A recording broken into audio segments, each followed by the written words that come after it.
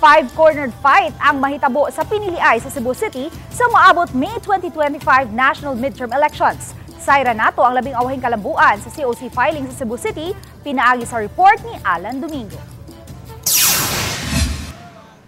Pasado alas 10 ganang puntag, biduso sa ilang COC ang mga nahabiling Cebu City Mayoralty aspirants. Apil sa biduso sa COC sa pagkamayor si Acting Cebu City Mayor Raymond Alvin Garcia, kinsa standard bearer sa Partido Federal ng Pilipinas. Ang slate ni Garcia gilangkuban sa kusog Panaghiusa Alliance, ang lokal nga partido.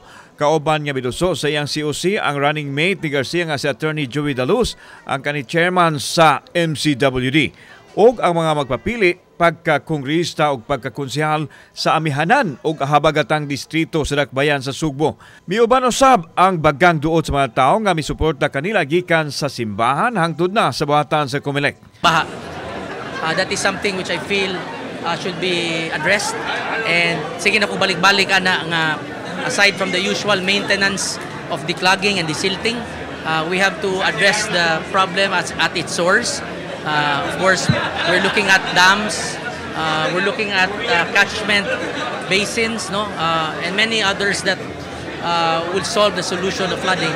This is now the young generation, kinahanglan silang mga batanon nga leader, and I'm just there, di naman sa ko batanon, so I'm just there to support Raymond in every kuan nga nakita sa nako nga ang direction nga is kalambuan sa itong syudad sa Sugbo. Nakita'y amahan sa pag-umol sa disaster preparedness sa tibuok Dakbayan. Tanan nga mga preparations sa syudad in terms of public order and safety, kita na. Samtang alauna karong hapon, nagpanunusab ang masakop sa Bando Usmeña Pundo Kauswagan, kauban ang ilang mga supporter sa buhatan sa COMELEC.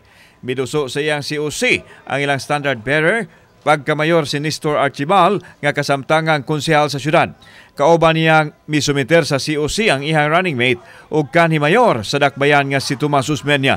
Giubanan sila sa mga miyembro sa ilang pamilya.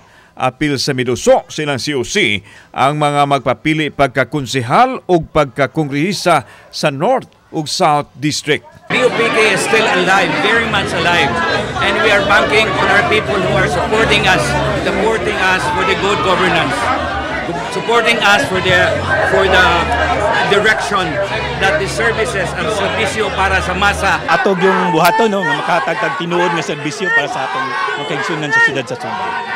Una na nakaduso sa ilahang COC si suspended Mayor Mike Rama sa Partido Barog, kanhi Customs Commissioner Yogi Filimon Ruiz ubo sa KBL ug ang independent candidate nga si Jolito Co.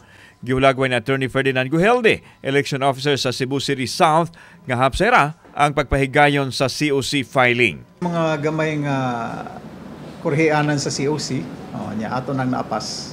May nabalibaran? Wala tayo nabalibaran. Kaya di magita makabalibad for as long as ang COC prescribed form, kompleto, notaryado, pirmado. Kauban si Clover Lumayag, ako si Alan Domingo. Balitang Bisdak.